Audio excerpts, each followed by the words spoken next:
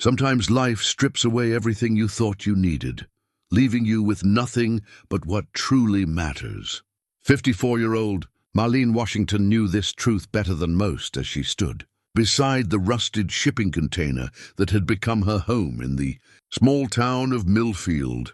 The neighbors whispered behind curtains about the black grandmother living in what they called junk. They saw poverty where she saw possibility, failure where she saw a fresh start. With her 8-year-old grandson Devon by her side, Marlene had turned that metal box into something the townspeople couldn't imagine. Hand-painted walls told stories of her ancestors, salvaged books lined wooden shelves, and quilts her grandmother had sewn decades ago brought warmth to every corner. But when the worst drought in 50 years hit Millfield, everything changed. What would happen when this struggling community discovered what Marlene had really built inside that container? Before we jump back in, tell us where you're tuning in from. And if this story touches you, make sure you're subscribed, because tomorrow I've saved something extra special for you.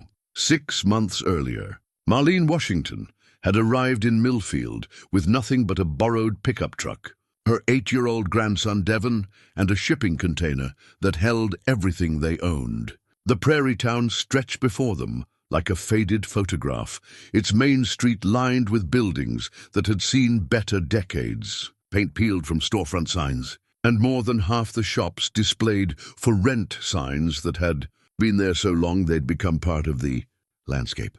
Marlene pulled the truck to a stop beside the plot of land that now belonged to them. 15 acres of Nebraska, grassland that her late husband Samuel had inherited but never seen. The deed in her purse was signed over to her, along with the weight of Samuel's childhood stories about this place where his great-grandfather had once farmed. "Grandma, there's nothing here," Devon said, pressing his face against the passenger window.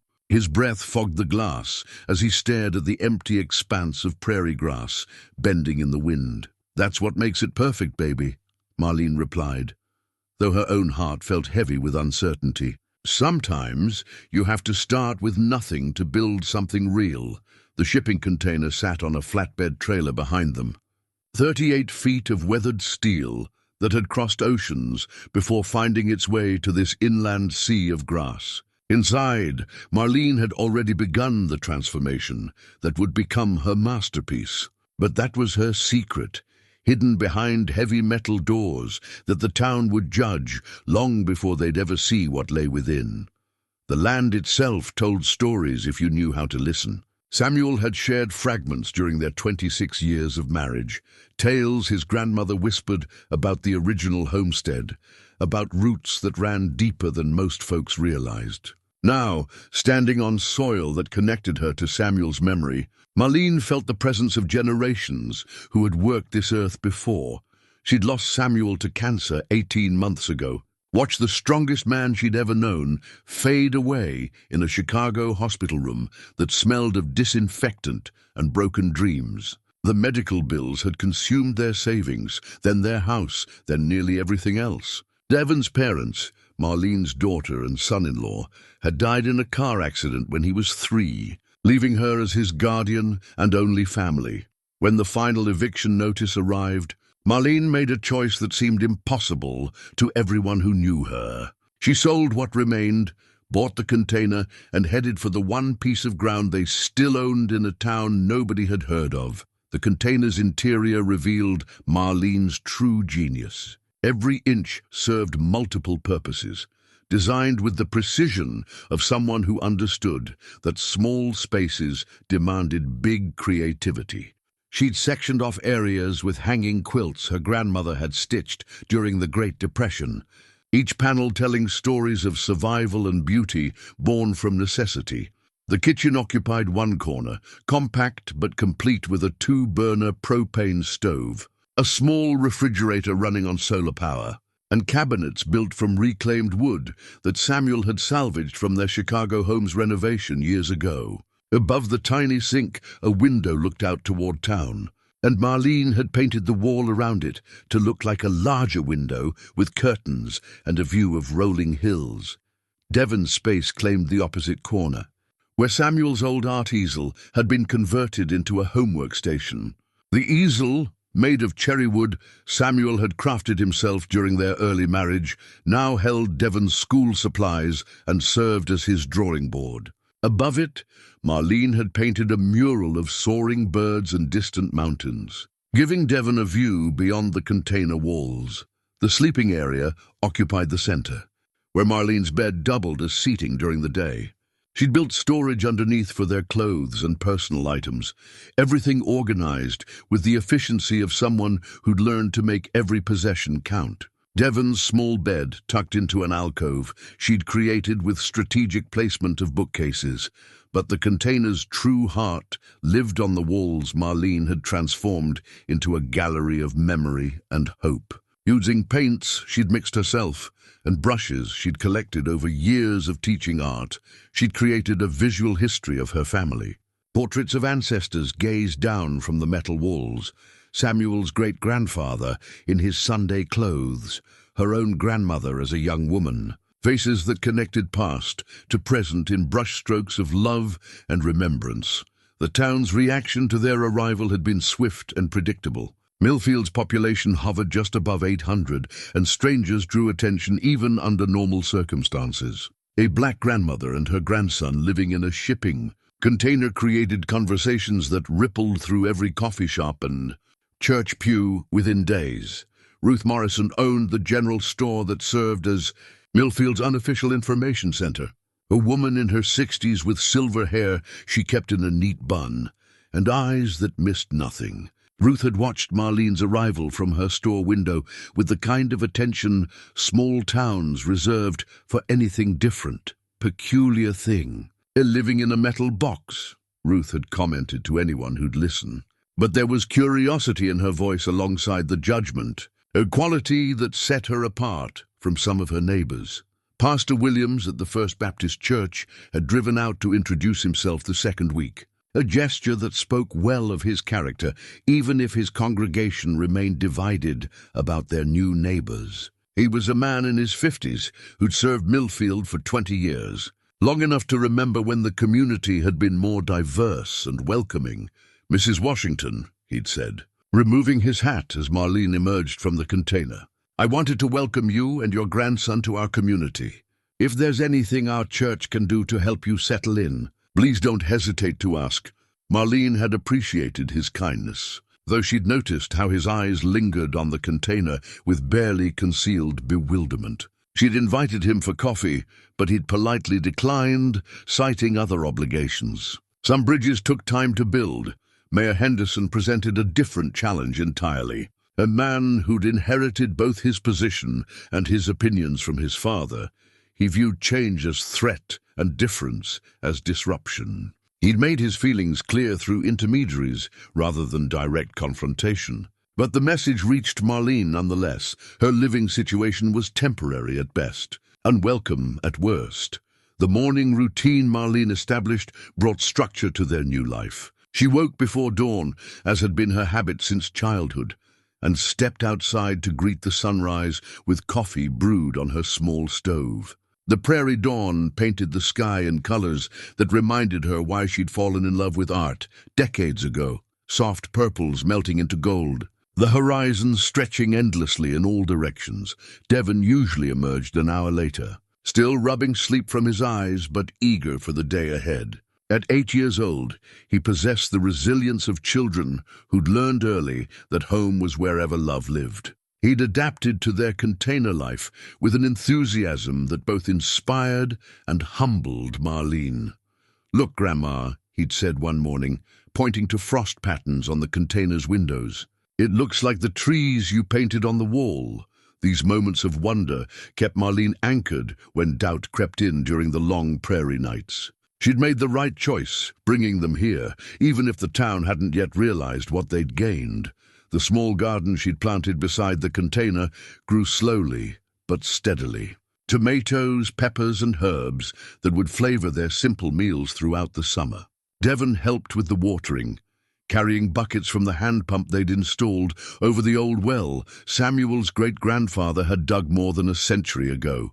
School presented its own challenges. Devon attended Millfield Elementary, where he was one of only 3 black students in the entire building. His teacher, Mrs. Anderson, seemed kind enough, but Marlene sensed the woman's uncertainty about how to connect with a child whose life experience differed so dramatically from her other students. Devon never complained, but Marlene noticed how he carried himself differently when he returned from school.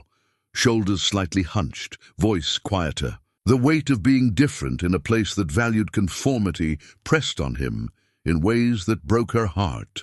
"How was school today, baby?" she'd ask each afternoon.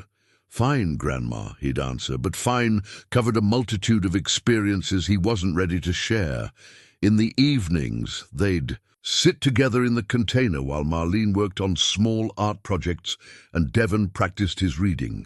The space that had seemed so foreign 6 months ago now wrapped around them like an embrace, every corner familiar and comforting. The town's whispers followed them wherever they went. Marlene felt eyes tracking their movements when they walked to the post office or bought groceries at Ruth's store. Some gazes held curiosity, others judgment, but few offered the warmth of genuine welcome. Yet beneath the surface tensions, Marlene began to see the town's deeper struggles. Millfield was dying slowly, losing young people to cities that offered opportunities their prairie community couldn't match. The drought that had begun affecting neighboring counties would soon reach them, and when it did, their carefully maintained distance from outsiders might prove less important than their need for anyone willing to help. Samuel's presence lingered in everything Marlene touched. His easel supporting Devon's homework, his recipes guiding her cooking, his stories about this land helping her understand their place in a narrative much larger than their small container home. He died believing their love could overcome any obstacle, and Marlene carried that faith forward even when the path ahead seemed uncertain. As night fell over the prairie, Marlene would stand outside their container home and listen to the wind singing through the grass. Somewhere in that endless sound, she heard whispers of possibility, the chance that acceptance might grow from understanding. That home could be built from hope and determination, even when the foundation was nothing more than a metal box on wheels. The town didn't know it yet, but Marlene Washington had come to Millfield not as a refugee from her old life, but as an artist ready to paint a new future for herself, her grandson, and perhaps for the community that hadn't yet learned to see the beauty she carried inside. Devon walked home from school with his head down and a crumpled permission slip clutched in his small fist. The afternoon sun beat against his shoulders, but the heat couldn't touch the cold knot that had formed in his stomach during lunch when Jimmy Patterson had stood up in the cafeteria and announced to everyone within earshot that Devon lived in a trash-can house. The laughter that followed had been worse than the words themselves. Not cruel laughter, that might have been easier to bear, but the uncomfortable giggles of children who didn't know how to respond to something so foreign to their experience. Devon had finished his lunch in silence, pretending the peanut butter sandwich tasted the same as it had 15 minutes earlier. Marlene was tending her garden when she heard Devon's footsteps on the gravel path. She didn't need to see his face to know something had happened. 26 years of teaching had taught her to read the subtle signs children carried when they'd been wounded by the world. "Hey there, baby," she called softly, setting down her watering can. "How was here?" Devon thrust the permission slip toward her without looking up. "Mrs. Patterson wants to talk to you." Marlene's heart sank as she read the typed note requesting a meeting to discuss Devon's living situation and its potential impact on his educational experience. The words were carefully chosen, professionally neutral, but their meaning cut deep. "What happened today?" Marlene asked, kneeling to Devon's eye level. Devon's composure cracked. "Jimmy Patterson said we live in junk. He said his mom told him that people who live in metal boxes are either crazy or criminals." Tears began streaming down his cheeks. "All the other kids were staring at me, Grandma, like I was some kind of weird animal." Marlene pulled him into her arms, feeling his small body shake with sobs he'd been holding back all afternoon. Over his shoulder, she could see the container that had become their sanctuary, its solar panels glinting in the late afternoon sun. To her, it represented resourcefulness, creativity, and the courage to build something beautiful from humble materials. To the town, it apparently represented everything they feared about people who didn't fit their narrow definitions of normal. "Listen to me," she said, holding Devon at arm's length so he could see her eyes. "There is nothing wrong with our home, and there is nothing wrong with us. Some people are afraid of things they don't understand, but that doesn't make those things bad." "Then why does it hurt so much?" Devon asked. Marlene's throat tightened. "Because we're human, baby, and humans need to feel like they belong somewhere." The meeting with Mrs. Patterson was scheduled for the following morning. Marlene spent the evening preparing herself for a conversation she'd hoped to avoid, at least until they'd had more time to prove themselves to the community. She dressed carefully in her best blouse and skirt, wanting to project respectability even as she refused to apologize for their circumstances. Mrs. Patterson's office smelled of industrial carpet and the kind of air freshener that couldn't quite mask years of institutional use. The school administrator was a woman in her 40s, with carefully styled blonde hair and a smile that never quite reached her eyes. "Mrs. Washington, thank you for coming," she began, gesturing to a chair across from her desk. "I want to discuss Devon's living arrangement and how it might be affecting his integration with his classmates." "What specifically concerns you?" Marlene asked, keeping her voice level. "Well, the children have been talking about your unique housing situation. Some parents have expressed concern about the message it sends, about stability, about values." Mrs. Patterson shuffled papers unnecessarily. "We have policies about students' home environments needing to meet certain standards. What standards would those be? Permanent address, basic utilities, appropriate space for homework and study." Mrs. Patterson's smile became more strained. "I'm sure you understand our position." Marlene understood perfectly. She also understood that Devon's test scores were among the highest in his grade, that his homework was always completed neatly, and that his behavior had never caused any problems. The issue wasn't his performance, it was their visibility. "Devon has a permanent address," Marlene said quietly. "He has electricity, running water, and a designated study space. He's fed, clothed, loved, and educated. If you're concerned about standards, perhaps you should examine which ones actually matter." The meeting ended with thinly veiled threats about social services and suggestions that Marlene might consider more conventional living arrangements. For the child's sake, Marlene left feeling like she'd been politely mugged. That afternoon, an official notice appeared in their mailbox. The city of Millfield was informing them that their current living situation violated municipal housing codes, and they had 30 days to remedy the situation or face legal action. The language was bureaucratic, but the message was clear: conform or leave. The notice hit Devon harder than the playground taunts. That evening, he sat on his small bed in the container's alcove, staring at the bird mural Marlene had painted above his homework space. "Are we going to have to move again, Grandma?" Marlene sat beside him, running her fingers through his hair. "I don't know yet, baby. But I promise you this, wherever we go together. And we never stop fighting for the right to be ourselves." "I like our house," Devon said quietly. "I like how you painted the walls and how everything has its place. I like how it smells like your cinnamon coffee in the morning." "I like it too," Marlene admitted. "More than I expected to." "Then why don't they?" It was the question that went to the heart of everything. Marlene looked around their small space, at the quilts that divided areas with both beauty and purpose, at the books organized on shelves Samuel had built, at the paintings that transformed metal walls into windows onto their family's history. She saw ingenuity, love, and the determination to create home wherever they landed, but she was beginning to understand that others saw threat. They saw difference challenging their assumptions about how life should be lived, about who deserved respect and acceptance. Her container wasn't just housing. It was a mirror reflecting their fears about economic uncertainty, about change, about the possibility that everything they'd been taught about success and respectability might not be the only way forward.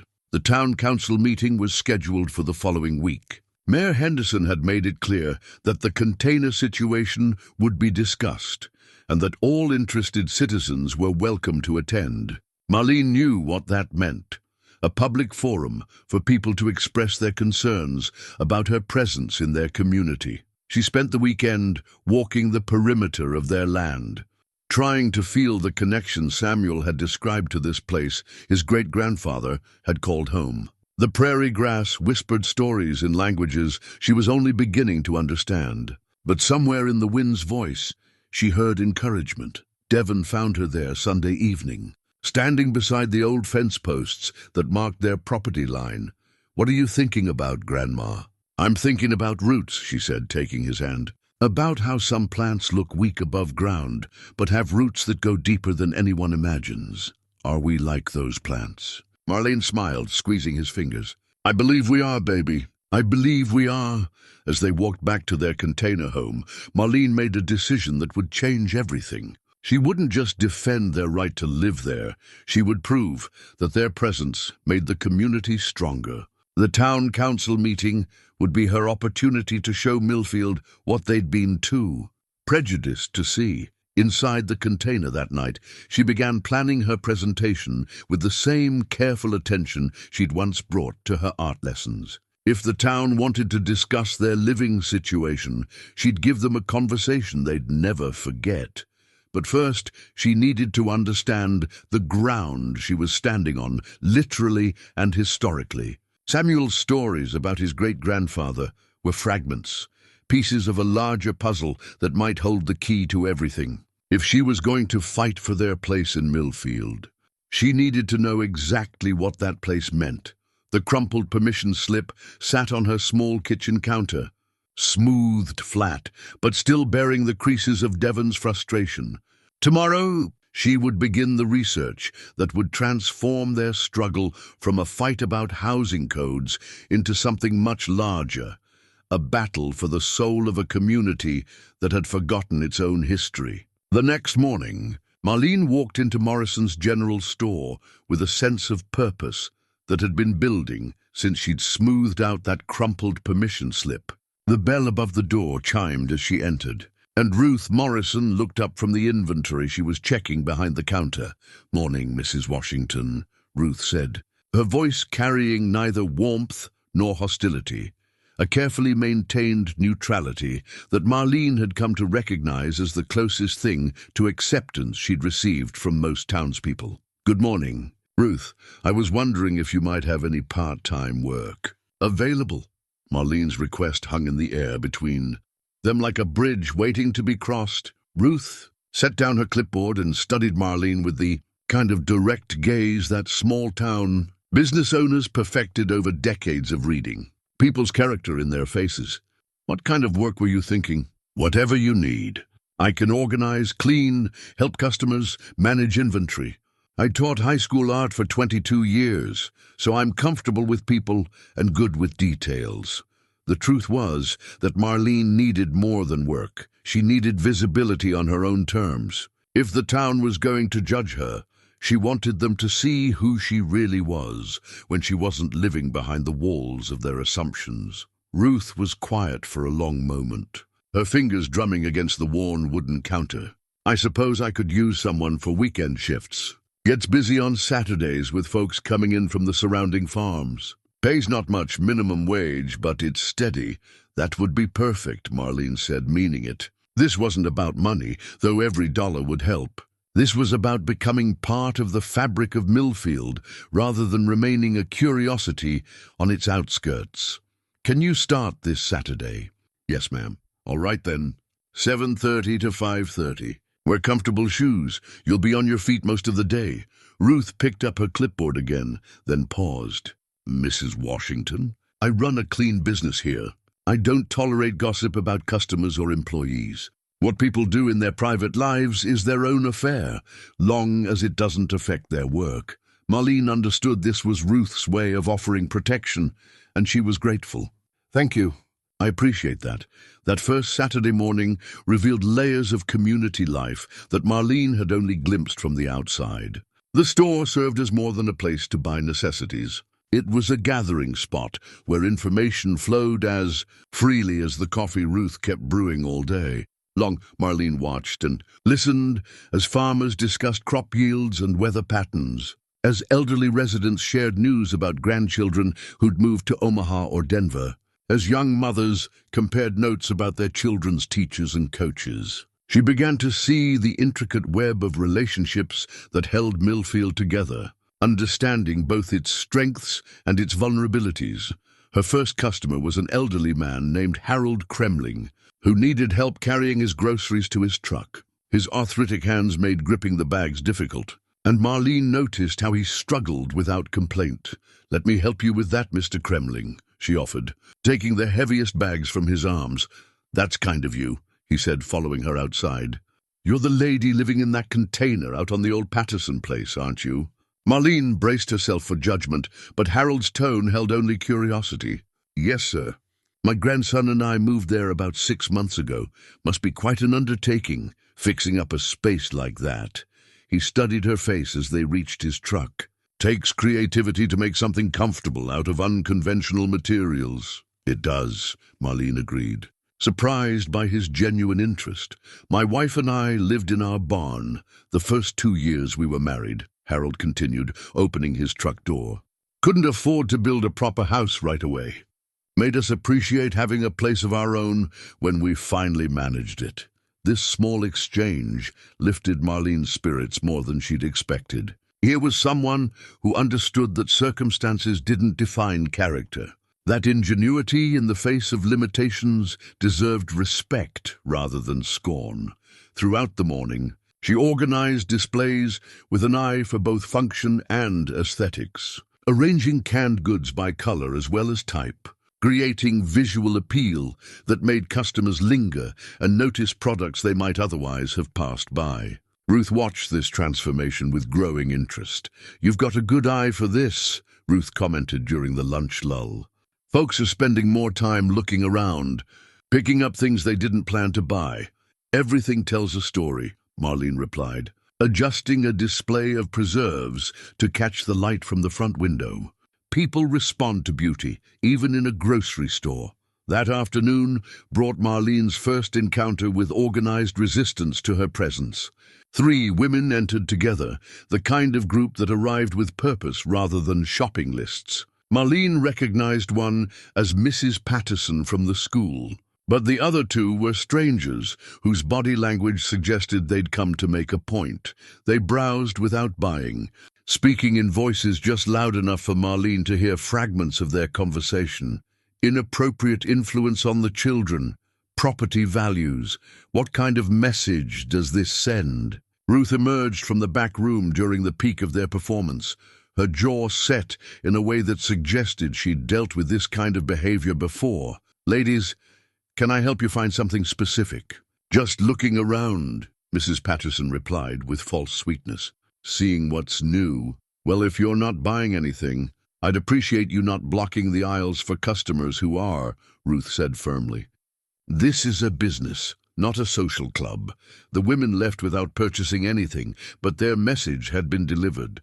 Marlene was being watched, evaluated, and found wanting by a segment of the community that had already made up their minds about her. Yet, as the day continued, other interactions balanced the scales. A young mother with 2 small children appreciated Marlene's help finding items while managing her energetic toddlers. A teenager buying supplies for a school project responded to Marlene's gentle questions about his art class, revealing a shy enthusiasm for drawing that reminded her of her former students.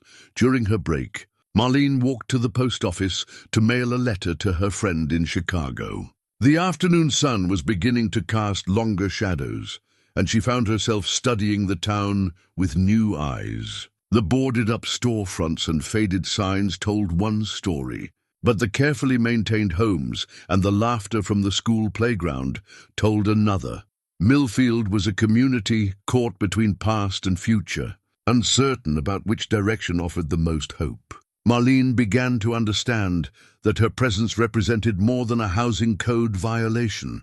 She was a symbol of change in a place where change meant loss of the familiar, loss of control over their carefully ordered world. Walking back to the store, she made a decision that would prove crucial in the weeks ahead. She would start stitching a quilt square featuring Millfield's town symbol, the windmill that appeared on their welcome sign and letterhead. It would be her offering to the community, a gesture that said she wanted to belong rather than simply exist on their margins. That evening, after closing the store with Ruth, Marlene sat in her container home, working on the quilt square by lamplight. Devon watched her fingers guide the needle through the fabric, creating patterns that transformed individual pieces into something larger and more beautiful. "What are you making, Grandma?" "I'm making a bridge," she said, holding up the partially completed square. "Sometimes people need to see you reaching toward them before they'll reach back." Devon studied the emerging windmill pattern, its blades catching the light from their small lamp. "Do you think it will work?" "I think it's worth trying, baby. The worst they can do is say no, and they're already doing that."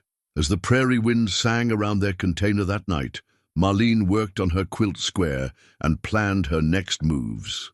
The town council meeting was still a week away, but she was beginning to understand that her real work lay not in defending her right to stay, but in proving that her presence could strengthen the community she wanted to join. The needle moved through fabric with the same patience and precision she'd once used to guide young artists through their first tentative sketches. Every stitch was a small act of faith, a belief that beauty and persistence could overcome fear and prejudice, one thread at a time. The First Baptist Church's monthly potluck dinner represented exactly the kind of community gathering Marlene had been hoping to join. Though Pastor Williams' invitation had come with gentle warnings about the congregation's mixed feelings regarding her presence in town, "Some folks are still getting used to new faces," he'd said diplomatically when he stopped by the store on Tuesday. "But everyone's welcome at our table, Mrs. Washington. That's what fellowship means." Marlene spent Thursday evening preparing her contributions with the same care she brought to everything else. Samuel's recipe box sat open beside her small stove, its wooden interior holding decades of handwritten cards that chronicled their family's culinary traditions. She selected 2 recipes that had never failed to bring people together: her grandmother's cornbread, with a secret ingredient of honey and buttermilk, and a sweet potato casserole that had been requested at every church function they'd ever attended in Chicago. Devon helped by carefully measuring ingredients and stirring when his arms were strong enough. The container filled with aromas that transformed their small space into something that felt deeply like home. Cinnamon, vanilla, and the yeasty warmth of baking bread. "Grandma, why does food always smell better when we're cooking for other people?" Devon asked, watching the cornbread rise through the oven's small window. "Because cooking for others is an act of love," Marlene replied, testing the sweet potatoes with a fork. "When you put love into food, people can taste it." Friday evening, they walked into the church fellowship hall, carrying their covered dishes and uncertain hopes. The hall buzzed with conversation that quieted perceptibly when they entered. Dozens of eyes tracking their movement toward the long tables laden with casseroles, salads, and desserts that represented the community's collective effort. Pastor Williams appeared at their side almost immediately, his warm smile genuine, despite the tension Marlene could feel radiating from various corners of the room. "Mrs. Washington, Devon, I'm so glad you could join us." He guided them toward the serving table. "Just set your dishes anywhere you see space. We'll have the blessing in a few minutes, then everyone can dig in." Marlene positioned her cornbread and casserole among the other offerings, noticing how some people subtly rearranged their dishes to create distance from hers. She pretended not to see these small rejections, focusing instead on Devon's excitement as he spotted other children his age gathered near the punch bowl. The blessing, delivered by Pastor Williams with heartfelt gratitude for community and fellowship, created a temporary peace that allowed everyone to focus on the ritual of sharing food.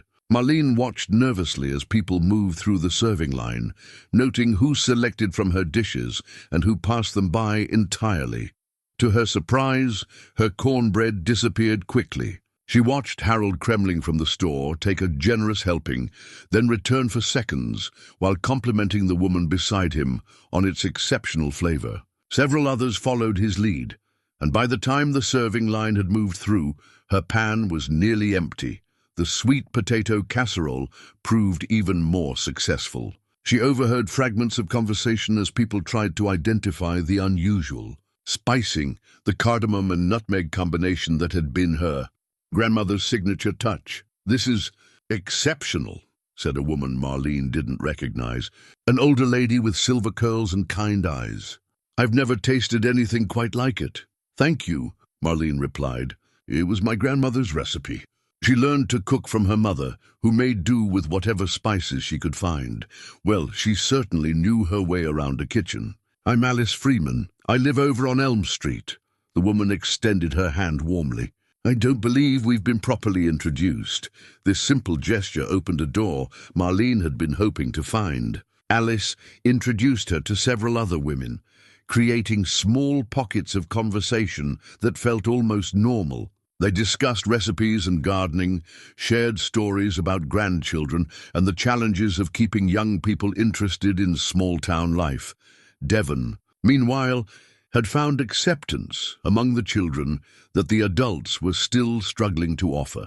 He sat at a table with 3 other boys his age, including Tommy Morrison, Ruth's grandson, animatedly discussing a comic book series they'd all discovered. "Your grandson seems to be fitting in well," Alice observed, following Marlene's gaze. "Children are better at seeing past surfaces," Marlene replied. "They haven't learned yet that differences are supposed to be threats." "Some of us older folks could learn from them," Alice said quietly, and Marlene heard in her voice an apology for the community's coolness. As the evening progressed, Marlene found herself in the kitchen helping with cleanup, a natural extension of her teaching instincts to pitch in wherever help was needed, working alongside other women, washing dishes and storing leftovers. She began to feel the first tentative threads of belonging. It was during this cleanup that she learned about Tommy's mother, Sarah Morrison, Ruth's daughter-in-law, who'd been struggling since her husband's deployment overseas 6 months earlier. Sarah worked double shifts at the diner in the next town over, leaving Tommy with Ruth most evenings. "It's hard on all of them," Alice confided as they dried serving platters. "Ruth's getting older, and Tommy needs more attention than she can give him after working in the store all day." Marlene filed this information away, recognizing an opportunity to demonstrate her value to the community through action rather than words. Sunday afternoon, she walked to Ruth's house with a plate of leftover cornbread and a carefully casual offer. "I was thinking," she said, as Ruth invited her onto the front porch, where Tommy was building something elaborate with wooden blocks, while Devon watched in fascination.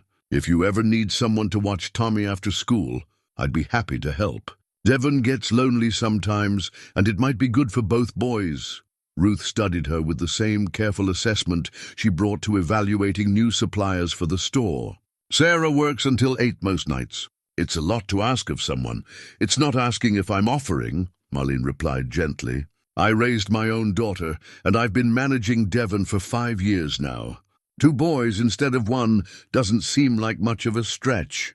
What would you want in return?" The question revealed Ruth's practical nature, but also her instinct to maintain balance in relationships. Marlene appreciated this directness. "Nothing beyond Tommy's company for Devon. Maybe Sarah could help me understand more about the town's history when she has time. I'm curious about the families who settled here, the stories that don't make it into the official records." This offer to exchange childcare for historical information appealed to Ruth's sense of fairness while addressing Marlene's growing interest in understanding Millfield's deeper narratives. "I'll talk to Sarah," Ruth said finally. "But I can tell you right now, she'll probably cry from relief. Finding reliable childcare around here is nearly impossible."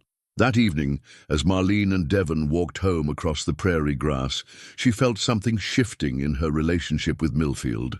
The container that had seemed like a fortress against judgment was beginning to feel more like a home base from which she could venture into the community. Tommy asked if I could come to his house tomorrow after school, Devon said, swinging their empty casserole dish by its handles. He has a whole collection of model airplanes his dad built before he went to the army. That sounds wonderful, baby. Did you tell him you'd ask me first? Yes, ma'am. But I really want to go. He's the first kid who didn't ask weird questions about our house. Marlene's heart ached for the loneliness Devon had been carrying without complaint. Of course you can go. Maybe Tommy can come visit us soon too when he's ready. Do you think he'd like our house? I think anyone who gets to know you would like wherever you call home. Inside the container that night, Marlene worked on her quilt square while Devon drew pictures of airplanes at his homework station. The windmill pattern was taking shape, its blades reaching toward corners of the fabric just as she was reaching toward corners of acceptance in the community. The anonymous complaints about their living situation continued to arrive at City Hall, but Marlene noticed they were being balanced by small gestures of support. Harold Kremling had stopped by the store specifically to tell Ruth how much he'd enjoyed meeting that nice Washington lady. Alice Freeman had called Pastor Williams to suggest that Marlene might be willing to help with the church's upcoming anniversary celebration. Given her background in art and organization, these tiny movements toward acceptance felt fragile, like seedlings that needed protection from harsh weather. But they were growing, and Marlene tended them with the same patience she brought to her garden and her art. The town council meeting loomed just days away, promising to test how deeply these new roots had taken hold. But for the first time since arriving in Millfield, Marlene felt she wouldn't be facing that challenge entirely alone. She had allies now, tentative perhaps, but real. As she stitched by lamplight, creating something beautiful from simple materials, she reflected on how much her life paralleled the work in her hands. Individual pieces that seemed insignificant could create patterns of unexpected strength and beauty when joined together with patience and care. The windmill on her quilt square began to take its final form, blades that caught and held the light from their small lamp. Tomorrow would bring new challenges and opportunities, but tonight, in the warmth of their container home, Marlene felt the stirrings of something that might, eventually, grow into belonging. The discovery came by accident, as the most important findings often do. Marlene had volunteered to help Ruth reorganize the store's basement storage area, a task that had been postponed for years because of its overwhelming scope and Ruth's reluctance to face decades of accumulated memories. Fair warning, Ruth had said as they descended the narrow wooden stairs. My father never threw anything away, and neither did I. There's probably stuff down here from when the store first opened in 1923. The basement smelled of old wood and time, its corners filled with shadows that seemed to hold stories. Marlene worked methodically, sorting through boxes of outdated inventory, obsolete equipment, and personal items that Ruth's family had stored when space upstairs became too precious to waste. It was in a corner, behind a broken cash register, that Marlene found the cardboard box labeled Town Photos, Historical Society, in faded blue ink. The box had been pushed so far back that dust had sealed it like a time capsule, preserving contents that might otherwise have been lost to moisture or mice. Ruth, you need to see this, Marlene called, her voice carrying an excitement that brought the store owner hurrying across the cluttered floor. Inside the box, protected by tissue paper that crumbled at their touch, were dozens of black and white photographs documenting Millfield's early years. The images revealed a community far different from the one Marlene had encountered, diverse, bustling, filled with faces that challenged everything she'd been told about the town's homogeneous past. My goodness, Ruth whispered, handling the photographs with reverent care. I haven't seen these in probably 30 years. My mother was the unofficial town historian before the cancer took her. The photographs told stories that had been forgotten or deliberately obscured. Here was Main Street in 1925, lined with thriving businesses owned by families with names like Martinez, Anderson, and Washington. Here were children of multiple ethnicities playing together in the schoolyard, their faces bright with the unself-conscious joy of youth. "Ruth," Marlene said quietly, pointing to one particular photograph. "Look at this one." The image showed a family standing proudly in front of a newly built farmhouse, their Sunday clothes and formal poses suggesting this was a significant occasion. The man wore overalls and held a hat in his weathered hands, while the woman beside him held a baby and smiled with quiet dignity. 3 older children clustered around their parents, and in the background, Marlene could see the distinctive outline of a windmill that still appeared on the town's official seal. But what made her breath catch was the family itself. Clearly African-American, clearly prosperous, clearly accepted as part of Millfield's founding generation. "Do you know who they were?" Marlene asked. Ruth studied the photograph intently, her finger tracing the air above the faces. "I think my mother might have mentioned them. The Washingtons, maybe. They had a farm east of town, grew corn and raised cattle." She paused, looking up at Marlene with dawning realization. "Washington, like your name." "Like my husband's name," Marlene corrected gently. "He always said his great-grandfather had owned land here, but I thought it might have been family mythology. People sometimes create stories about the past that sound better than the truth." They continued sorting through the photographs, each image adding layers to their understanding of Millfield's buried history. Here was a harvest celebration with black and white families sharing tables laden with food. Here was a church dedication ceremony with a mixed congregation singing hymns together. Here were children of all colors competing in a spelling bee, their concentration visible even across the decades. "Why don't people know about this?" Marlene asked as they spread the photographs across a clean table upstairs. "Why isn't this part of how the town sees itself?" Ruth's expression grew troubled. "Times changed. People moved away during the Depression, looking for work in the cities. Others left during the war years. By the time I was old enough to pay attention, most of the families in these pictures were gone, but their stories didn't have to disappear with them." "No," Ruth agreed quietly. "They didn't." That evening, Marlene walked the perimeter of her land with new eyes, carrying Samuel's walking stick and trying to imagine the farm that had once thrived here. The stick itself was a work of art, carved from oak with intricate patterns that suggested both African and American influences in its design. Samuel had treasured it as one of the few items that connected him to his great-grandfather's memory. Now, studying the land, with the knowledge gleaned from the photographs, Marlene began to see traces of the original homestead. A depression in the earth might have been a root cellar. A line of stones could have marked a garden boundary. The old well they'd restored for their own use might have served Samuel's great-grandfather's family more than a century ago. Devon joined her as the sun began to set, bringing with him the energy and chatter of a boy who'd spent the afternoon building model airplanes with his new friend. "Tommy says his great-grandfather used to tell stories about black cowboys who helped build the railroad through here," Devon said, balancing carefully as he walked along the stone line Marlene had identified. "He says there were lots of different kinds of people living here when the town was young." "What do you think about that?" Marlene asked. "I think it makes sense. If you need to build something big, like a town, you probably need all kinds of people to help."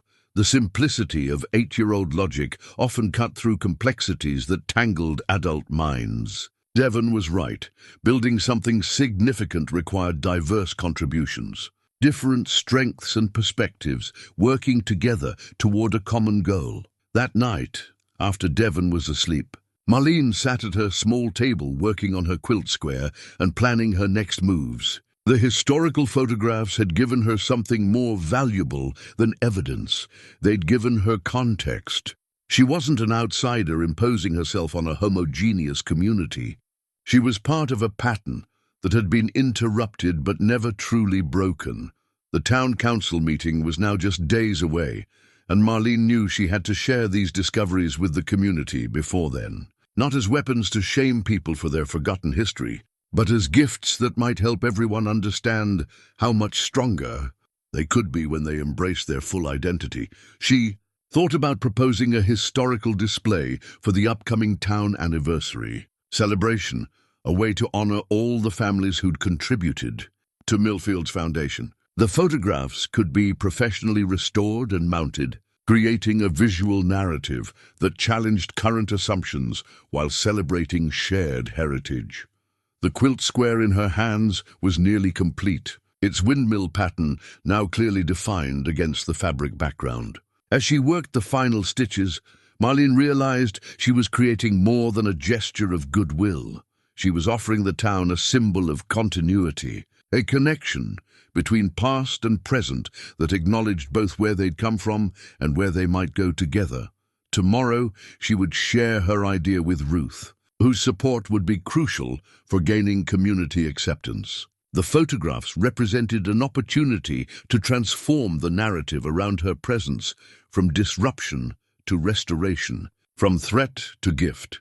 As prairie winds sang around their container home, Marlene completed her windmill square and began planning how to help a community remember what it had chosen to forget. The past held keys to the future, and she was ready to turn them.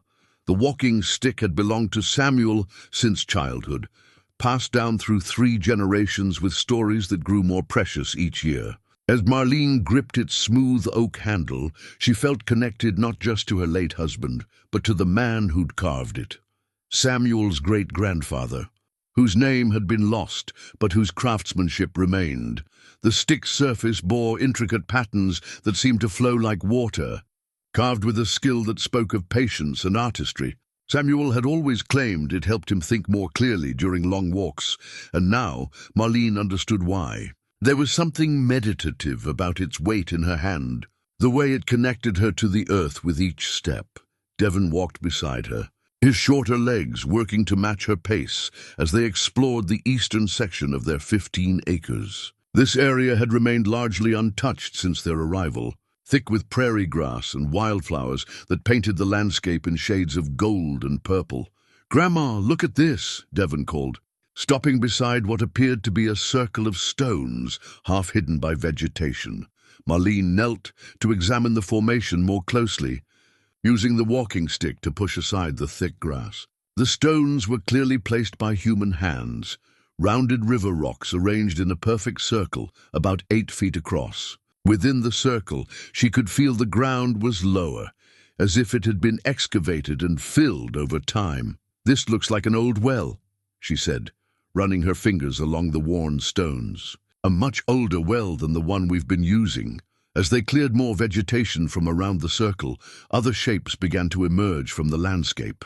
A rectangular depression that might have been a foundation, a line of stones that could have marked a fence or garden boundary. Most intriguing of all, a series of wooden posts, weathered grey with age, but still standing in what appeared to be a deliberate pattern.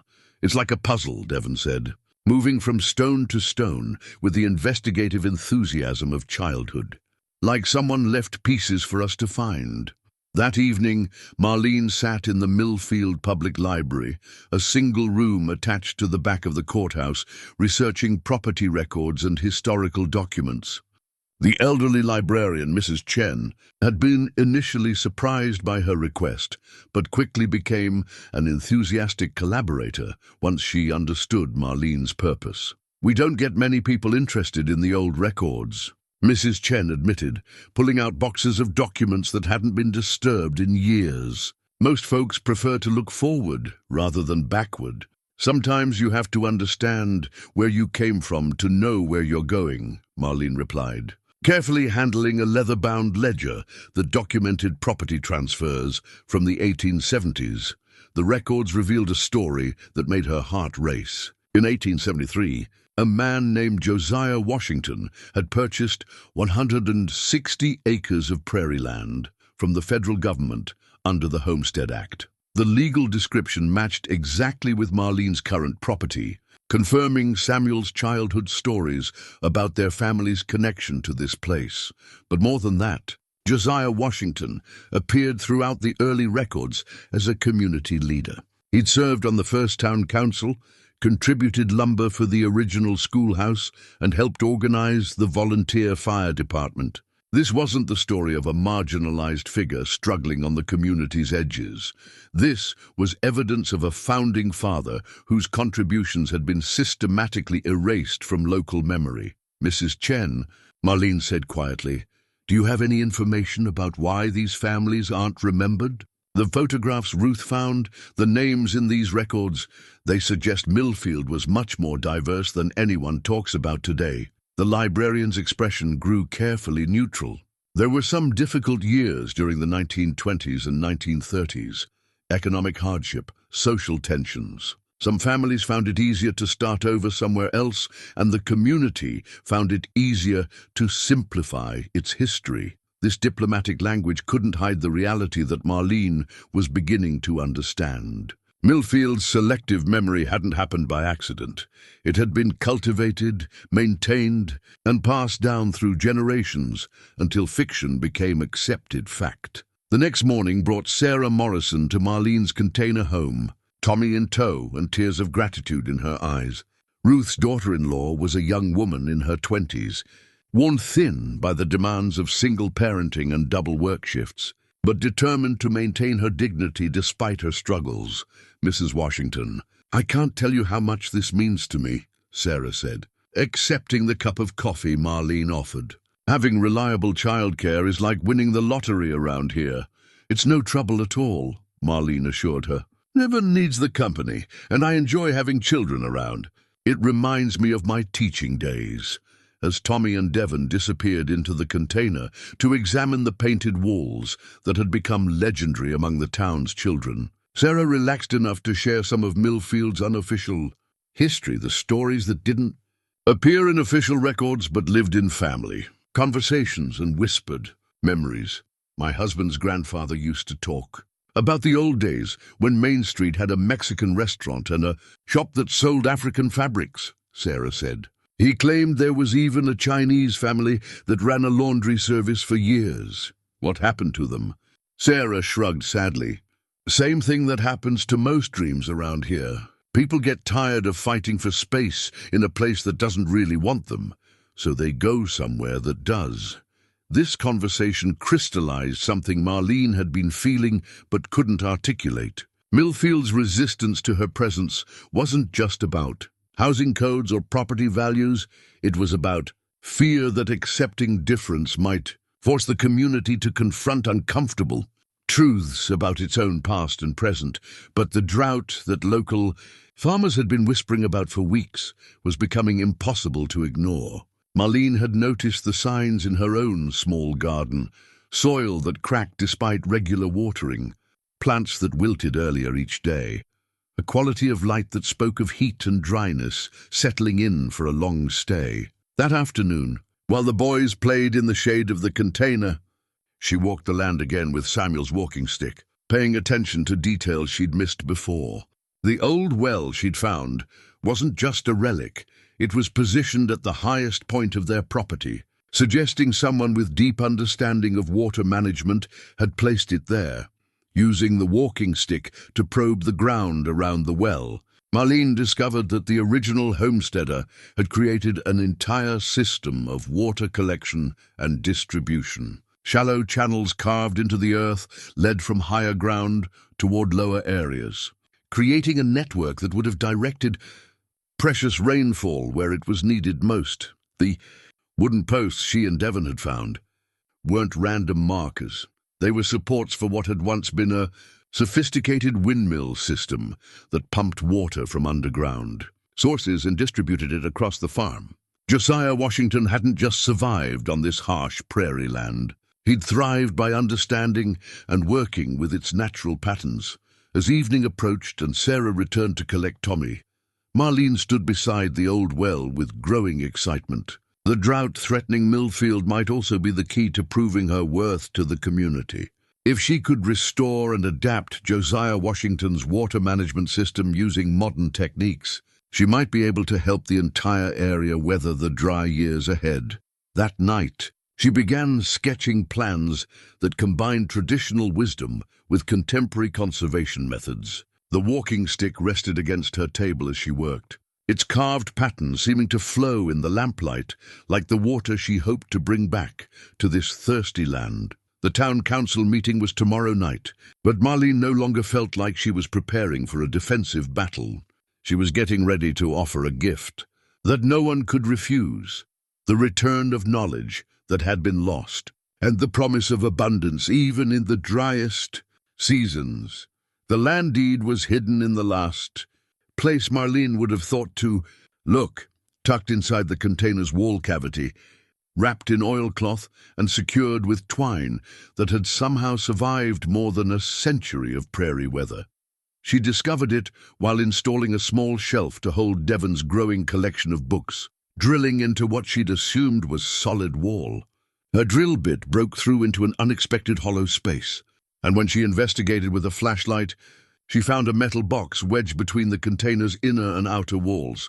"Devon, come look at this," she called, her voice tight with excitement and disbelief. The boy appeared at her shoulder as she carefully extracted the box, its surface green with age but still intact. Inside, protected by layers of oilcloth, were documents that would change everything they thought they knew about their place in Millfield.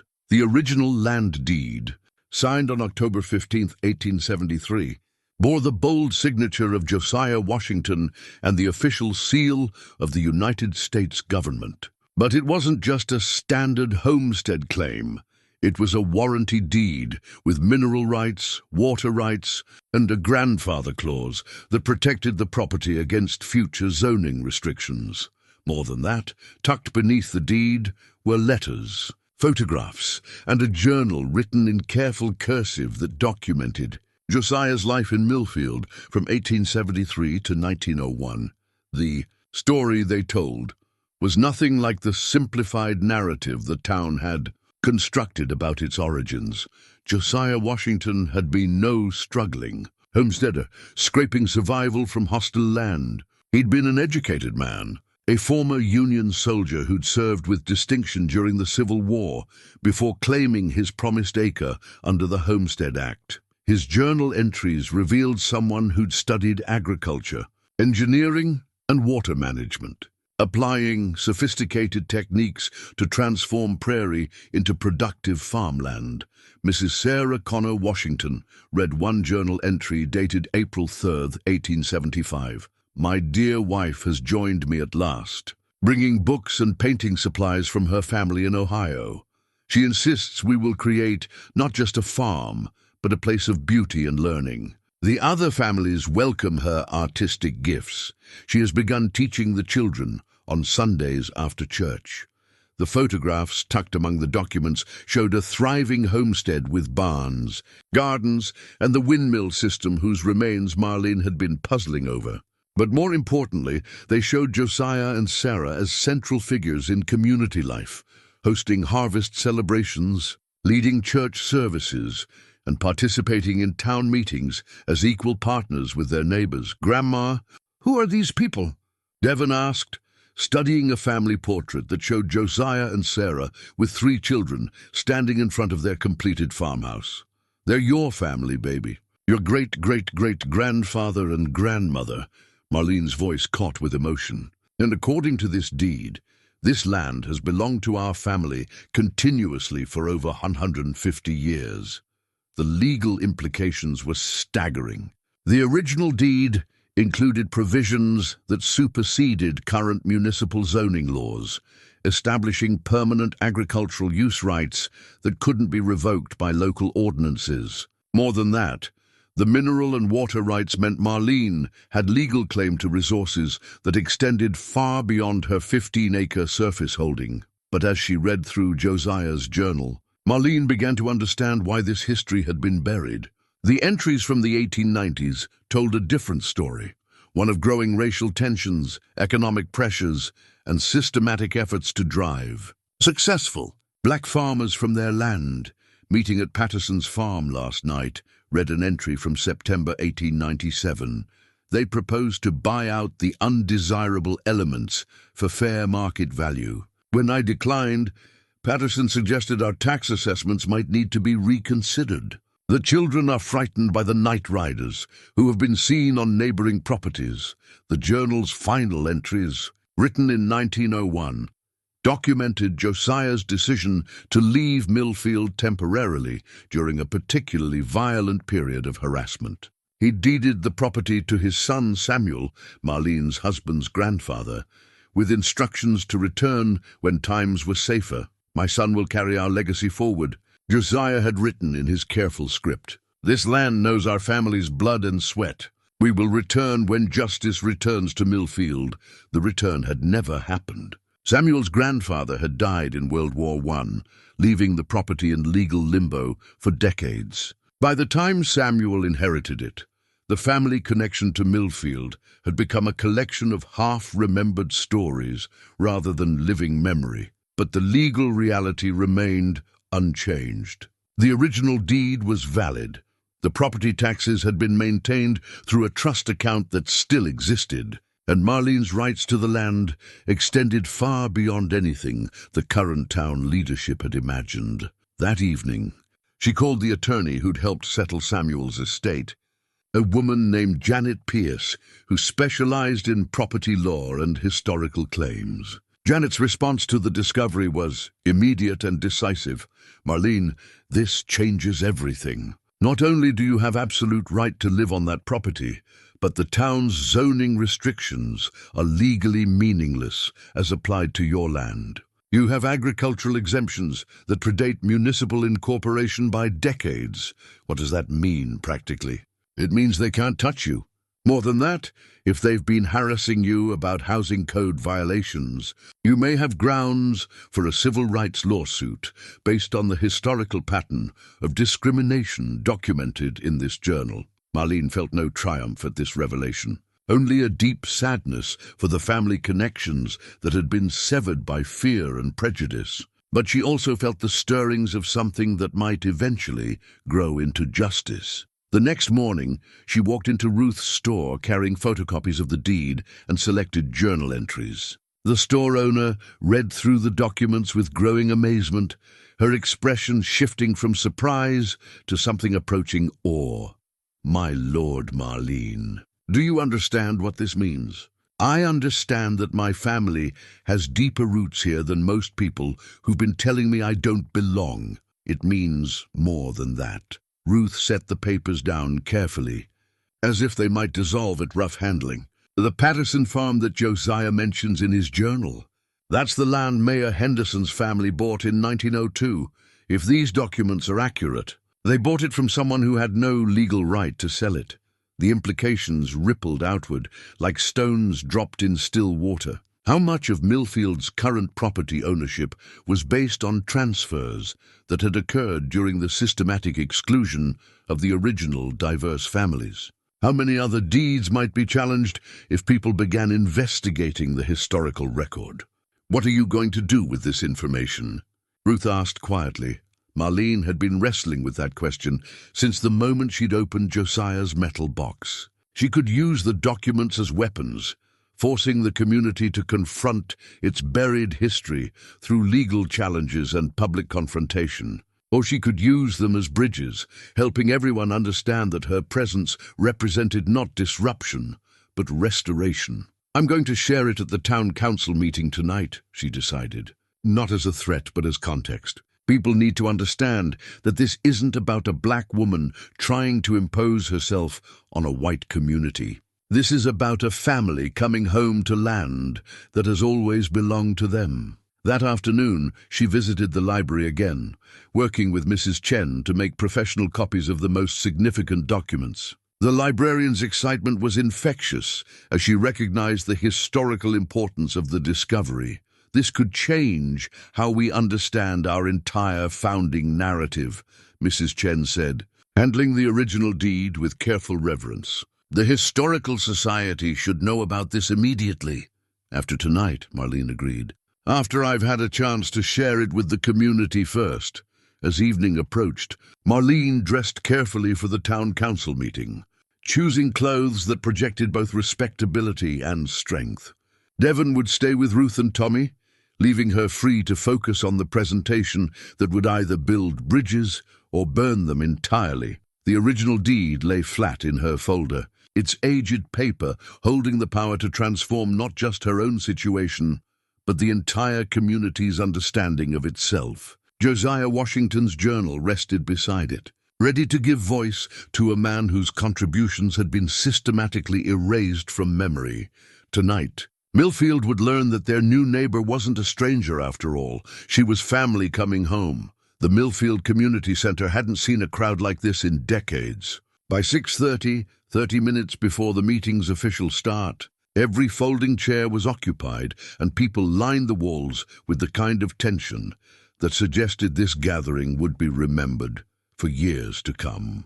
Marlene arrived precisely at 7 o'clock, carrying her folder of documents and wearing the same navy blue dress she'd chosen for Samuel's funeral, clothing that represented both dignity and the gravity of significant moments. She'd left Devon with Ruth and Tommy, wanting to focus entirely on what she had to say without worrying about how the evening might affect her grandson. The murmur of conversation quieted as she entered, dozens of eyes tracking her movement toward the front of the room.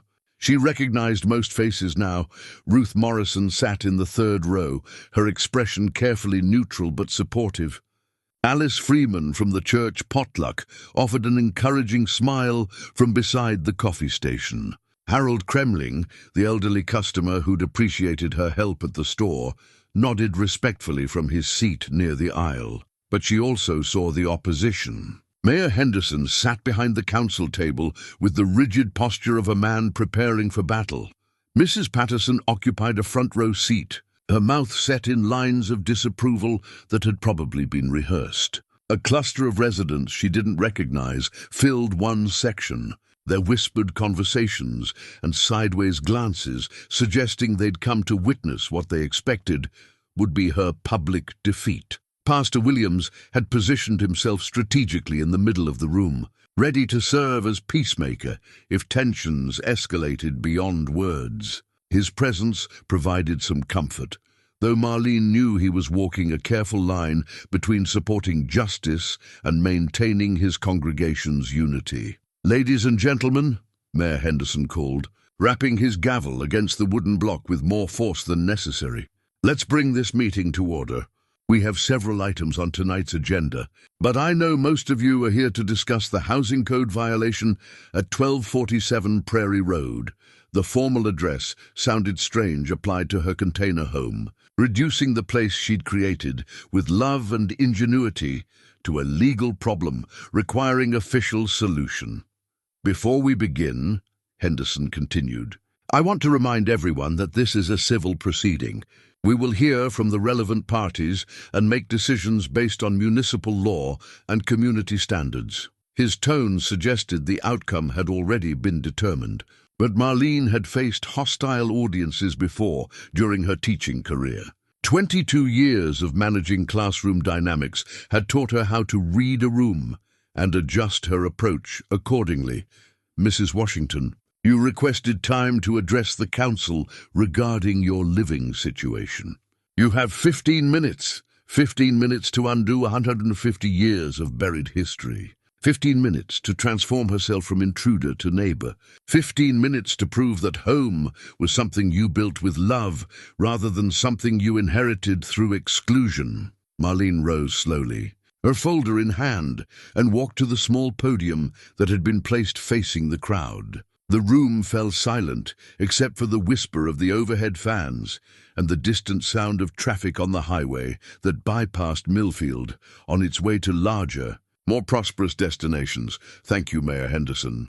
And thank you all for coming tonight." Her voice carried easily through the room, trained by years of projecting to the back rows of high school auditoriums. "I know many of you have concerns about my presence in your community, and I appreciate this opportunity to address them." Directly, she opened her folder and removed the first document, one of the photographs Ruth had found in the store's basement. This photograph was taken in 1925 right here in Millfield. It shows Main Street during the Harvest Festival, with families of many backgrounds celebrating together. She held the image high enough for everyone to see. I wonder how many of you recognize your grandparents or great-grandparents in this picture. A rustle of interest moved through the crowd as people leaned forward, squinting at the faces captured nearly a century ago. She saw recognition dawn on several faces, the surprise of discovering that their family histories were more complex than they'd been taught. This is another photograph from the same collection, showing the dedication of the First Baptist Church in 1928. She displayed the second image, which clearly showed black and white families, standing together on the church steps. "Pastor Williams, I believe that's your grandfather in the front row." The pastor's eyes widened as he studied the photograph, recognizing family features in a face he'd never seen before. Yes, that does look like him. But I was told our church was always a white congregation." "History is often more complicated than the stories we inherit," Marlene replied gently. "Which brings me to why I'm really here tonight." She removed the original land deed from her folder, its aged paper crackling slightly in the silent room. This document was signed on October 15, 1873, granting 160 acres of prairie land to Josiah Washington under the Homestead Act. The land described in this deed includes the property where I currently live. Mayor Henderson's expression shifted from dismissive confidence to alert concern. "Mrs. Washington, what exactly are you suggesting?" "I'm not suggesting anything, Mayor Henderson. I'm stating facts." Marlene's voice remained calm, but steel had entered her tone. "Josiah Washington was my husband's great-grandfather. This deed establishes continuous family ownership of my property for more than 150 years. She removed several pages from Josiah's journal, holding them so the room could see the careful 19th-century handwriting.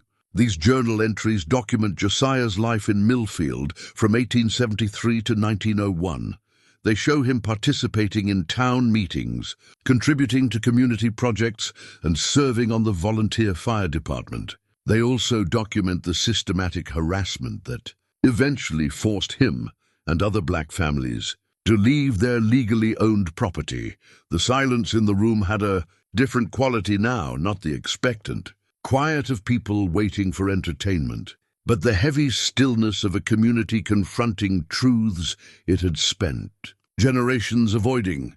One entry from September 1897 mentions a meeting at Patterson's farm to discuss buying out what they called undesirable elements. Marlene's eyes found Mrs. Patterson in the front row. When Josiah declined to sell, his property taxes were mysteriously reassessed at much higher rates. Mrs. Patterson's face had gone pale, her earlier confidence replaced by something approaching fear. The implications of Marlene's revelation extended far beyond housing code. Violations into questions of property, ownership that could affect multiple families. The journal's final entries described night riders, burned crops, and threats against the children. Josiah left Millfield in 1901, intending to return when times were safer. He never got the chance, but the land remained in his family. Marlene removed the final document, the water rights certificate that accompanied the original deed. This certificate grants my family perpetual rights to all water sources on the property, including underground aquifers and natural springs. Given the drought conditions we're all facing, I believe this information might be relevant to our entire community's future. The mention of water rights sent a visible ripple through the crowd. Farmers in the back rows straightened in their chairs, suddenly paying attention with the focused intensity of people whose livelihoods depended on water access. Mayor Henderson's face had gone from dismissive to deeply troubled as he began calculating the legal and political implications of what he was hearing. "Mrs. Washington," he said carefully, "are you threatening legal action against the city?" "I'm offering partnership, Mayor Henderson." "My great-great-grandfather designed and built a sophisticated water management system on this property. The drought that's threatening our region isn't the first one Millfield has faced, and Josiah's solutions might help us all survive what's coming." She moved to the easel she'd brought, pulling away the cloth that covered her hand-drawn map of the original water system. The diagram showed channels, cisterns, and windmill placement that could collect and distribute water across hundreds of acres using nothing but gravity and prairie wind. I spent this week walking the land and mapping what remains of Josiah's infrastructure. With some restoration and modern improvements, this system could provide supplemental water for the entire eastern part of town. The old channels could be reopened, the cisterns rebuilt, and solar-powered pumps could replace the original windmills. Ruth Morrison stood up in her seat, her voice carrying clearly through the room. Are you saying you could help solve our water problems? I'm saying our families solved similar problems more than a century ago, and we can do it again if we work together.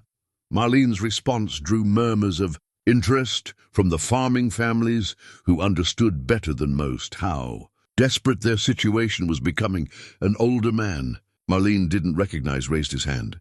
What would this cost? What would you want in return?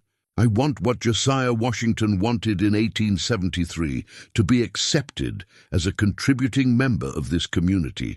I want my grandson to go to school without being mocked for where he lives. I want to use my skills as an educator and organizer to help Millfield thrive rather than just survive. She folded the map carefully, her presentation nearly complete. The container home that's caused so much controversy.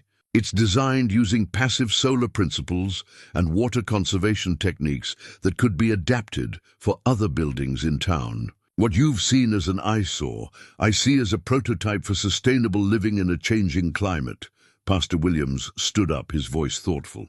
Mrs. Washington, if what you're saying is true about the water rights and the historical ownership, what happens to the families who've been farming land that might have originally belonged to your family? It was the question everyone had been thinking, but no one had dared ask. Marlene had anticipated it, and her answer was ready. Pastor Williams, I'm not interested in dispossessing anyone or relitigating century-old injustices. I'm interested in building a future where everyone can prosper.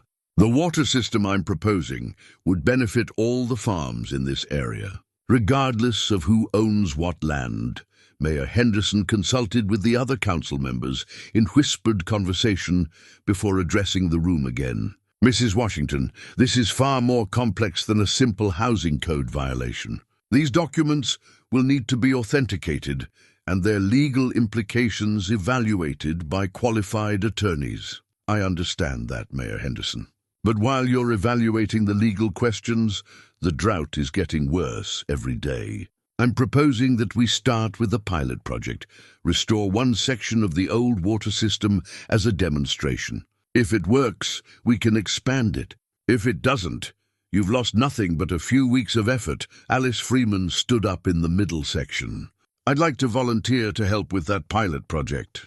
My husband and I have been watching our well water drop for months. Harold Kremling's voice came from the back. Count me in too. I remember my grandfather talking about underground channels that used to carry water during dry spells. Always wondered what happened to them. The mood in the room was shifting, transforming from confrontation to possibility. Even some of the people who'd come expecting to witness Marlene's humiliation were beginning to see her as a resource rather than a threat. But not everyone was convinced. Mrs. Patterson stood up, her voice sharp with anger. This is all very convenient, isn't it? She shows up with century-old documents just when we're facing water problems, claiming her family has rights to resources we've been managing perfectly well without her. Have you been managing perfectly well? Marlene asked quietly. Because from what I've observed, Millfield has been losing population for decades. Young people leave for opportunities you can't provide. Businesses close because there aren't enough customers to sustain them. The drought is just the latest challenge for a community that's been struggling long before I arrived. Her words carried the weight of observed truth, and the uncomfortable silence that followed confirmed that she'd touched on fears everyone shared, but few were willing to voice. I'm not here to fix all of Millfield's problems, Marlene continued, but I am here to contribute whatever I can to solutions. My training as an educator, my experience organizing community projects, my family's historical knowledge of this land, These are gifts I'm offering to a community I want to call home." Mayor Henderson called for a 15-minute recess, during which the room erupted in conversations as people processed what they'd heard and debated among themselves. Marlene stood beside her easel, accepting questions from individuals who approached with curiosity rather than hostility. When the meeting reconvened, the dynamic had fundamentally changed. Instead of a community sitting in judgment of an outsider, this had become a town grappling with its own identity and future. The vote, when it finally came, wasn't on housing code violations. It was on whether to authorize a joint committee to evaluate Marlene's water management proposal and investigate the historical documents she'd presented. The motion passed by a margin of 7-3, with Mayor Henderson casting a reluctant yes vote that acknowledged the political reality of community sentiment. As people filed out of the community center, many stopped to speak with Marlene, offering support, sharing family stories that echoed themes from Josiah's journal, and volunteering to help with the pilot water project. Ruth Morrison waited until the crowd had thinned before approaching. "Marlene, I owe you an apology. I've lived in this town my whole life, and I never knew we had such a rich history of different families working together. You couldn't have known what was deliberately hidden," Marlene replied.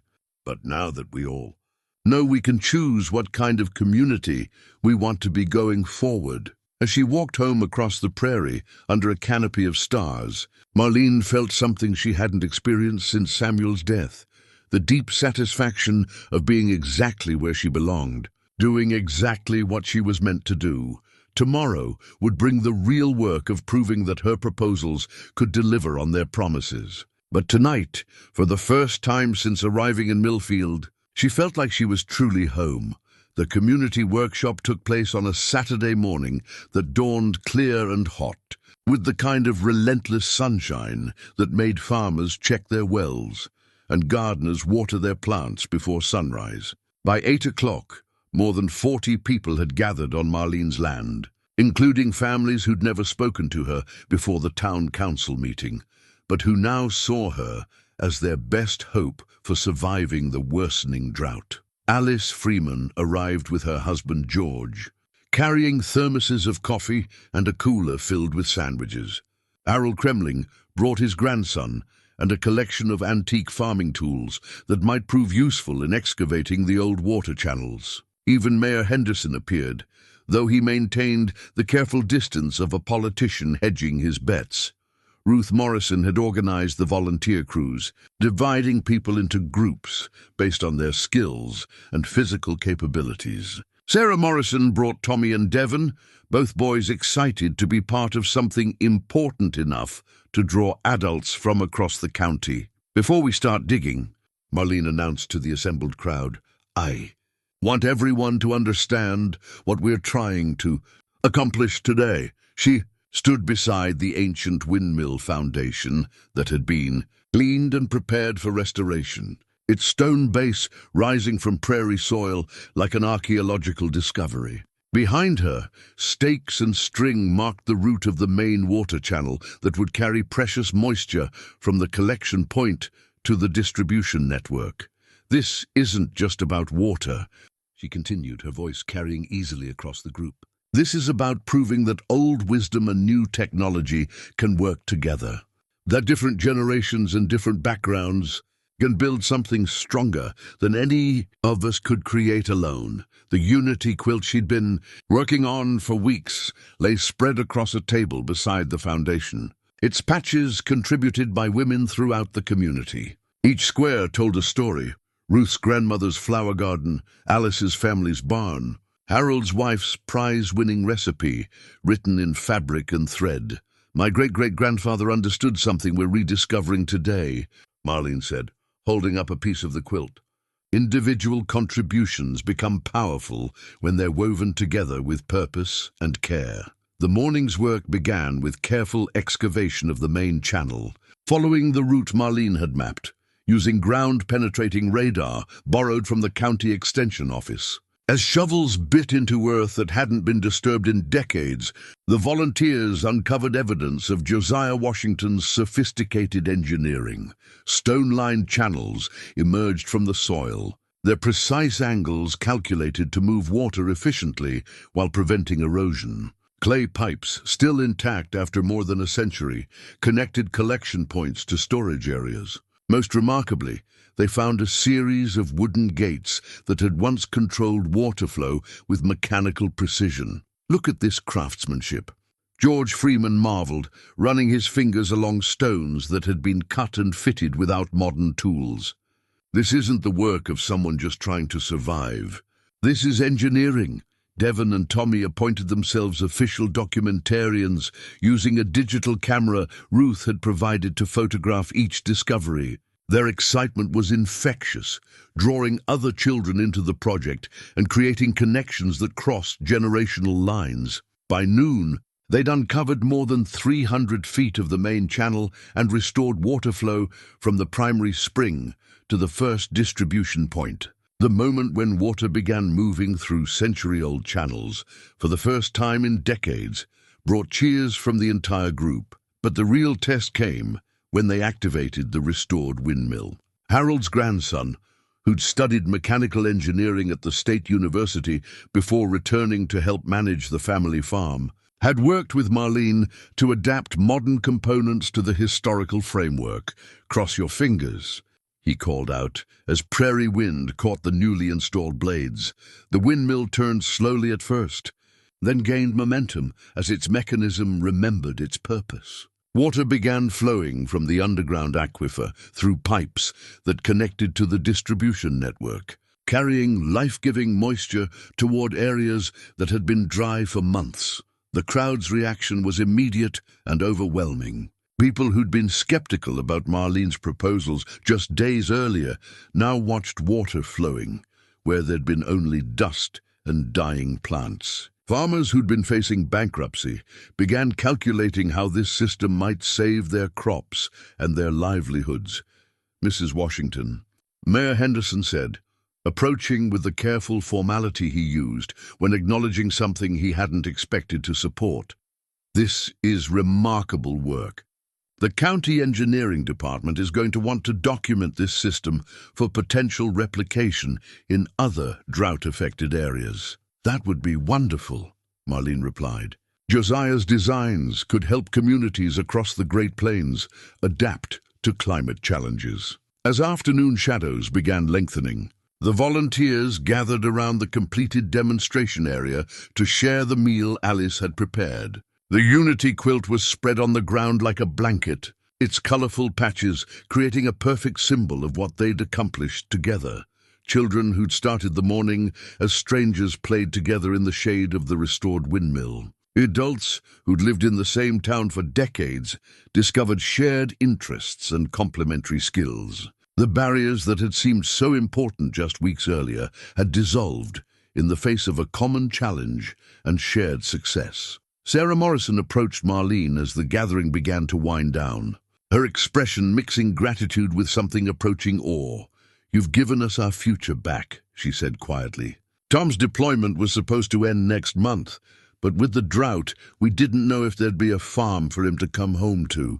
Now there's hope again," as the sun set over the prairie, painting the sky in colors that reminded everyone why they'd chosen to make their lives in this challenging but beautiful place. Marlene stood beside the flowing water and felt the deep satisfaction of a job well done. But more than that, she felt the warmth of genuine community acceptance, not the grudging tolerance she'd been offered before, but the enthusiastic embrace of neighbors who'd discovered her true value. The celebration that evening surpassed anything Millfield had seen in decades. What began as a simple appreciation dinner for the Water Project volunteers evolved into a community-wide festival that seemed to release years of accumulated tension and fear. Tables borrowed from the church fellowship hall were arranged in a large circle around Marlene's container home, creating an outdoor dining room under the vast Nebraska sky. The container itself, once a source of scandal and whispered criticism, had been transformed into a focal point of admiration as people finally saw inside the space Marlene had created with such love and artistry. "I had no idea," Mrs. Patterson admitted to Ruth Morrison as they examined the painted walls that told visual stories of family history and cultural heritage. "This isn't what I expected at all." The walls that had once represented poverty and nonconformity now revealed themselves as galleries of beauty and meaning. Visitors moved through the compact space with the reverence usually reserved for museums, marveling at the ingenious use of every square foot and the artistic vision that had transformed industrial materials into something approaching sacred space. Devon served as tour guide, his 8-year-old pride evident as he showed visitors the homework station that had once been his great-grandfather Samuel's easel, the reading nook created with strategically placed mirrors that made the small space feel infinite, and the kitchen where his grandmother had cooked meals that now graced community potluck tables.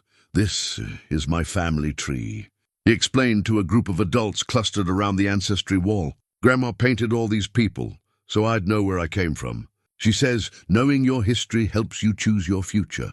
Outside, the celebration continued as the sun set and solar lights illuminated the restored water channels. The sound of flowing water provided a soundtrack that reminded everyone why they'd gathered, not just to celebrate successful engineering, but to mark the moment when their community had chosen inclusion over exclusion. Cooperation over suspicion.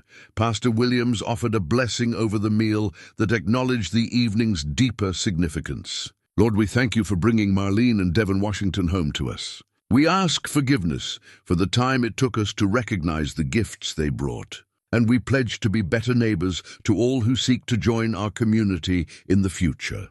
The key ceremony came after dinner, as Mayor Henderson approached Marlene with an ornate antique key that had been presented to community leaders for more than a century. "Mrs. Washington," he said, his voice carrying the weight of official acknowledgement, "the Millfield Town Council would like to offer you the position of Community Development Coordinator. This key represents our trust in your vision for our shared future." The offer was both practical and symbolic. The position came with a modest salary and official recognition of her role in organizing community projects. More importantly, it represented the town's acknowledgement that she belonged, not on the margins of their community, but at its center. Marlene accepted the key with hands that trembled slightly, not from nervousness, but from the overwhelming emotion of finally being welcomed home. The metal felt warm in her palm, worn smooth by generations of community leaders who'd carried the responsibility of guiding Millfield through good times and bad. "I accept this position with gratitude and humility," she said, her voice carrying clearly through the gathering darkness. "But I want everyone to understand that the real key to our community's future isn't made of metal. It's made of the connections we build between ourselves and the wisdom we share across generations." As if to emphasize her point, the restored windmill continued turning in the evening breeze, its gentle creaking a reminder that solutions often came from combining old knowledge with new possibilities. The water flowing through Josiah Washington's channels sparkled under the solar lights, carrying life to plants and hope to hearts that had been dry for too long. The evening's final surprise came when Harold Kremling's grandson presented Marlene with a framed photograph he'd discovered while researching his own family history. The image showed Josiah Washington and Harold's great-grandfather working together to raise a barn, their faces bright with shared accomplishment and mutual respect. "Our families were friends," he said simply. "Maybe it's time we remembered how to be friends again." As the celebration wound down and people began carrying tables and chairs back to the church, Marlene walked the perimeter of her land one final time, accompanied by Devon and the gentle sound of moving water. The prairie stretched endlessly in all directions, but it no longer felt empty or hostile. "It felt like home." "Grandma," Devon said, slipping his small hand into hers, "are we going to stay here forever now?" "We're going to stay here as long as we're needed, baby. And from what I can see, that might be a very long time." The container that had once been a symbol of displacement now stood as a testament to the power of transformation. Inside its walls, past and present had merged to create something entirely new, a home built not from rejection, but from acceptance, not from fear, but from hope. Tomorrow would bring the real work of fulfilling the promises she'd made and the trust she'd been given. But tonight, under the vast Nebraska sky, Marlene Washington was finally completely home. 1 year later, the morning sun rose over a Millfield, transformed by hope, hard work, and the kind of stubborn optimism that prairie communities had always needed to survive. Marlene stood in her expanded garden, watching Devon chase fireflies among the tomato plants while the restored water system hummed quietly in the background, providing life to crops and dreams that had nearly withered away. The container home had evolved into something that defied easy categorization. What began as necessity had become innovation, inspiring 3 other families in the county to experiment with sustainable housing designs that combined efficiency with beauty. The University of Nebraska's architecture department now used Marlene's home as a case study in adaptive living, bringing busloads of students to study how creativity could transform limitations into advantages. But the real transformation had occurred in the community itself. Main Street, which had been slowly emptying for decades, now buzzed with new energy. The Mexican restaurant that Sarah Morrison's great-grandfather remembered had reopened, run by a young couple who'd been drawn to Millfield by stories of its renewed welcoming spirit. The Historical Society occupied a storefront next to Ruth's expanded general store, displaying the photographs and documents that had helped the town reclaim its full heritage. "Mrs. Washington," called Tommy Morrison, now 9 years old and Devon's constant companion. "Come see what we found in the old foundation." The boys had been helping with the archaeological survey that was documenting the original settlement patterns. What they'd discovered was revolutionizing understanding not just of Millfield's history, but of the Great Plains settlement era generally. The sophisticated water management systems, the evidence of diverse agricultural techniques, and the documentation of cooperative community structures were attracting attention from historians across the Midwest. Marlene walked over to where the boys were, carefully brushing dirt from what appeared to be a carved stone marker.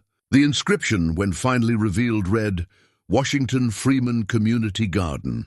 Established 1875 in English on one side, and what appeared to be Spanish and possibly Lakota translations on the other. "Grandma, does this mean our families worked with Native American families too?" Devon asked, his 8-year-old mind already grasping implications that had escaped adult historians for generations. "It looks like this community was even more diverse than we realized," Marlene replied, photographing the marker with the digital camera that had become essential to her documentation work. "Your great-great-great-grandfather was part of something beautiful and complex that we're just beginning to understand." The morning brought a familiar rhythm of activities that had become central to Millfield's revival. The community garden that surrounded Marlene's original container now provided fresh produce for both the school lunch program and the weekend farmers market that drew visitors from 3 counties. Children who'd once mocked Devon for living in junk now competed for the privilege of helping with the harvest.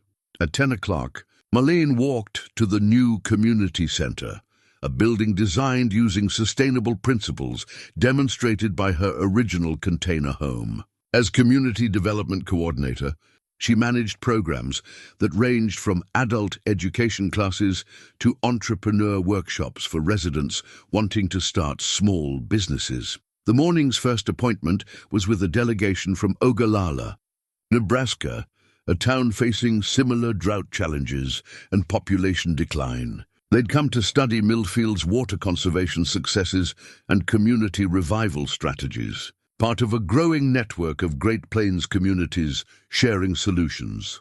The key insight: Marlene explained as she led them through the water management system that now served 4 square miles, is that sustainability isn't just about environmental practices. It's about creating social systems that value everyone's contributions and adapt to changing conditions. The visitors marveled at the integration of historical techniques with modern technology, but seemed most impressed by the community cohesion that made ambitious projects possible. Where other towns struggled with factional disputes and resistance to change, Millfield had learned to harness diversity as a source of strength. Ruth Morrison, now in her 3rd year as mayor after defeating Henderson in a landslide election, joined the tour at the historical marker commemorating Josiah Washington's contributions to the original settlement. We learned that you can't build a sustainable future on a foundation of selective memory, Ruth said, addressing the delegation with the confidence of someone who discovered that truth-telling strengthened rather than weakened community bonds. Once we acknowledged our full history, we could access all our resources, not just the ones that fit comfortable narratives. The afternoon brought Marlene's favorite activity, teaching art classes to children and adults in the renovated storefront that served as the community arts center. Devon's portfolio, which had begun with simple drawings of their container home, now filled 3 binders with sophisticated landscapes that captured both the prairie's harsh beauty and the human settlements that dotted its expanse. Art helps us see what's really there instead of what we expect to see, Marlene told her students as they worked on a collaborative mural depicting Millfield's multicultural heritage. When we learn to see clearly, we can create more honestly. As evening approached, Marlene and Devon walked home through the community garden, past the memorial windmill that honored all the families who'd contributed to Millfield's founding, beneath solar streetlights that provided security while conserving energy. The container home welcomed them with the familiar comforts of space, designed for living rather than display. The painted walls had been joined by new artwork from Devon's growing collection, creating a gallery that documented not just their family history, but their continuing story in a place that had finally learned to value all its residents. "Grandma," Devon said as they prepared dinner together in the efficient kitchen that had inspired similar designs throughout the county. "Tommy's dad is coming home from deployment next month, and his mom wants to have a big welcome party. Can we have it here?" "Of course, baby," Marlene replied, stirring the sweet potato casserole that had become a community favorite. Home is meant to be shared. Outside their windows, the prairie stretched toward horizons that seemed infinite with possibility. The land that had once felt empty and hostile now teemed with life, both human and agricultural, sustained by systems that honored both tradition and innovation. As night fell and the restored windmill continued its patient turning, Marlene reflected on the journey that had brought her from refugee to leader, from outsider to anchor. She'd learned that home wasn't something you found. It was something you built, day by day, with courage, creativity, and the willingness to see potential, where others saw only problems. The container that had once represented everything the community feared had become a symbol of everything it could aspire to: sustainability, creativity, and the transformative power of opening doors to those seeking not just shelter, but belonging. Tomorrow would bring new challenges and opportunities, but tonight, surrounded by the sounds of flowing water and the quiet breathing of her sleeping grandson, Marlene Washington was exactly where she belonged, home.